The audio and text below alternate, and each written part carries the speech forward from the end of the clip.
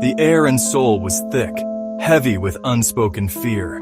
The wealthy, once untouchable, now lived in fear, their lavish world tainted by terror. A killer stalked the night, his name whispered in hushed tones, Kim Jae-chul. Jae-chul was a phantom, a specter moving through the upper echelons of society. He preyed on the elite, his motive, a mystery. The city held its breath, waiting for the next strike. No one was safe.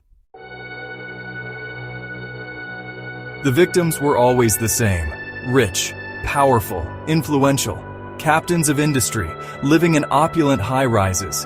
Their lives a tapestry of luxury and success. Jae-chul saw through the facade. He saw their greed, their indifference, their world built on the backs of others. He became their judge, jury, and executioner. Their gilded cages turned into tombs. Newspapers screamed headlines. Televisions blared with the latest gruesome details. Each murder more audacious than the last. The whispers started. Rumors spread like wildfire. Who would be next? What was the motive? The city, once vibrant and alive, now trembled in fear. The wealthy retreated behind high walls, their world shrinking with each passing day. Seoul, once a beacon of prosperity, was now a city under siege. Security tightened, suspicions ran deep, fear became the new currency. The wealthy, used to getting their way, were powerless. They lived in fear of the knock on the door, the chilling realization that their wealth couldn't protect them. Jae-chul had exposed their vulnerability. Their world forever changed. Section 5. Unveiling the Serpent. Detective Park was relentless, a seasoned investigator, hardened by years on the force. He had seen it all, from petty crimes to the most heinous acts of violence. But this case was different. It gnawed at him, kept him awake at night. The elusive criminal, Jae-chul, was unlike any other. His methods were meticulous, his motives unclear. Park knew he was facing a formidable adversary. He vowed to stop Jae-chul, to bring him to justice. This wasn't just another case, it was a personal mission. Every victim's face haunted him. Every unsolved clue a challenge he couldn't ignore. Park's determination was unwavering, his resolve like steel. He pored over the evidence, the crime scenes meticulously staged. No forced entry, no witnesses, just cold, calculated murder. Each detail was a piece of a larger puzzle, a puzzle that seemed impossible to solve. But Park was methodical. He knew that somewhere in the chaos there was a pattern, a clue that would lead him to Jae-chul. Park knew he was dealing with a predator, a cunning mind. Jae-chul was always one step ahead, anticipating every move. It was a deadly game of cat and mouse, and Park was determined not to lose.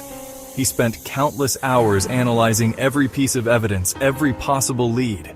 He needed to think like Jae-chul to catch him, to understand his motives, his next move. Park immersed himself in the mind of the killer, trying to predict his actions. It was a dangerous path, but one he had to take. He knew that understanding Jae-chul was the key to stopping him. He needed to understand the demon he hunted. It was a battle of wits, a test of endurance. Park was ready to face the darkness, to confront the evil that lurked in the shadows. He knew that only by understanding the serpent could he hope to unveil it. Section 6. A Web of Deception. The breakthrough came unexpectedly. A seemingly insignificant detail, a rare brand of cigar ash found at one of the crime scenes. Park dug deeper. He uncovered a trail of shell corporations, fake identities, and offshore accounts. Jae-chul was not who he seemed. He was a master of disguise, a chameleon, blending into the world of his victims.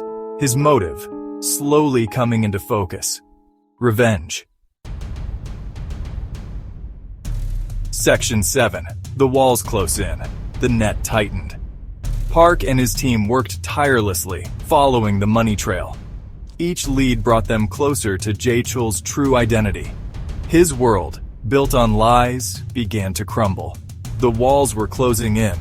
One by one, his aliases were exposed, his network of accomplices dismantled. Jae-chul, the Phantom, was becoming flesh and blood, his reign of terror nearing its end.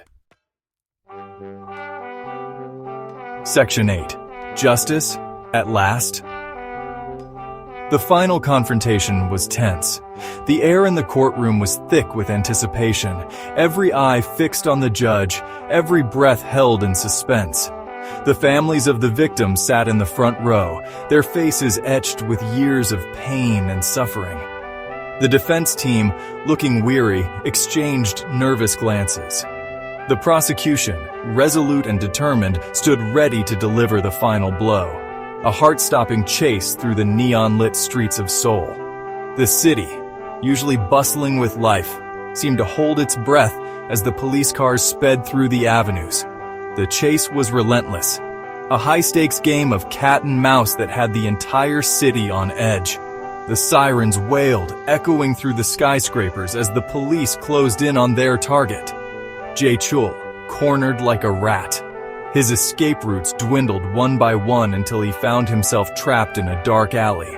The police, with their guns drawn, approached cautiously. Jae-chul's eyes darted around, searching for a way out, but there was none. The game was over. His eyes filled with rage and desperation.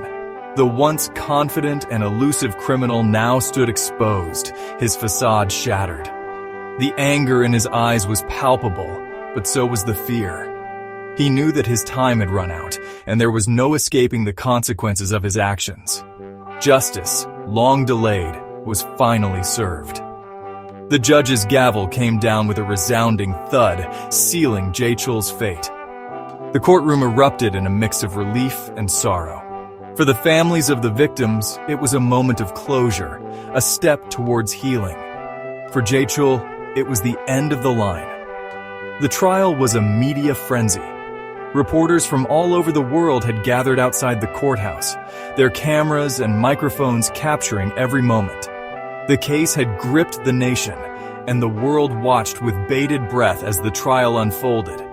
Every detail was scrutinized, every testimony analyzed. The world watched as Jae-chul, once a ghost, was held accountable for his crimes. The verdict, guilty. The judge's words echoed through the courtroom, a final declaration of Jae-chul's guilt. The once untouchable criminal was now in handcuffs, his reign of terror brought to an end. The sentence, life in prison. The heavy doors of the prison cell clanged shut behind him, a sound that signaled the end of his freedom. The guards led him away, and the reality of his new life began to sink in.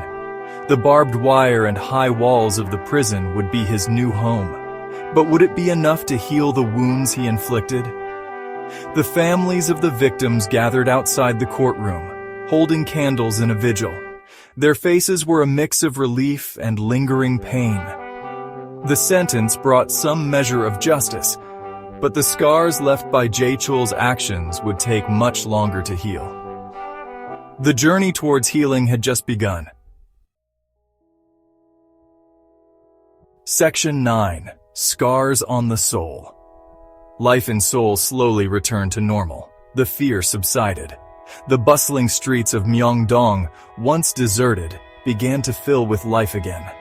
People resumed their daily routines, trying to forget the dark days that had gripped the city. The markets buzzed with activity, and the air was filled with the sounds of laughter and chatter. Yet, beneath the surface, an undercurrent of unease lingered. But the scars of Jae-chul's terror remained.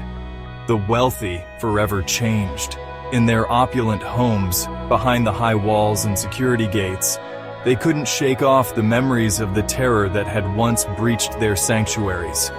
Lavish parties and social gatherings were now tinged with a sense of caution.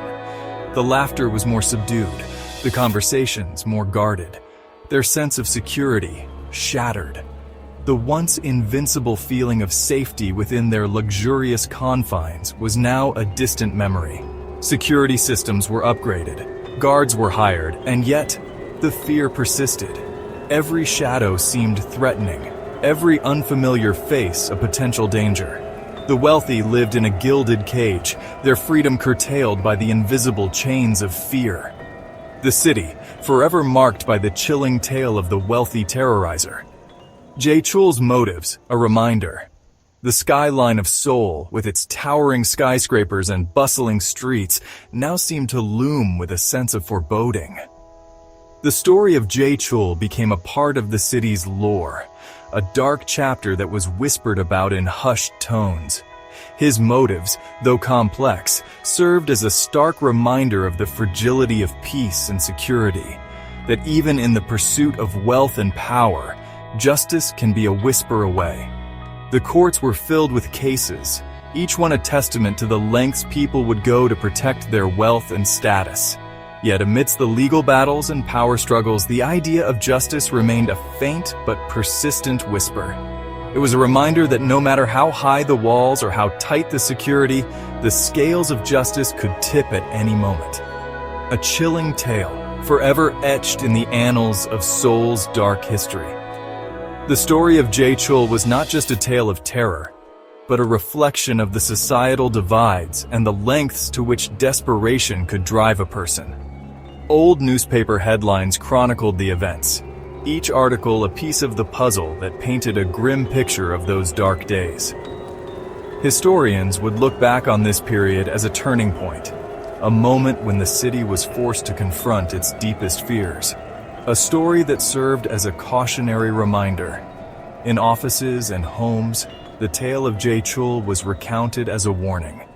It was a story that parents told their children, a lesson in the dangers of unchecked ambition and the importance of vigilance. The letters and notes exchanged during that time were filled with words of caution, urging loved ones to stay safe and be aware of their surroundings. That even in the city of lights, shadows lurk. The vibrant nightlife of Seoul, with its neon lights and bustling streets, could not completely dispel the shadows that lingered. In the dark alleyways and quiet corners, the memory of Jae-chul's reign of terror remained. It was a reminder that beneath the surface of even the brightest cities, darkness could always find a place to hide.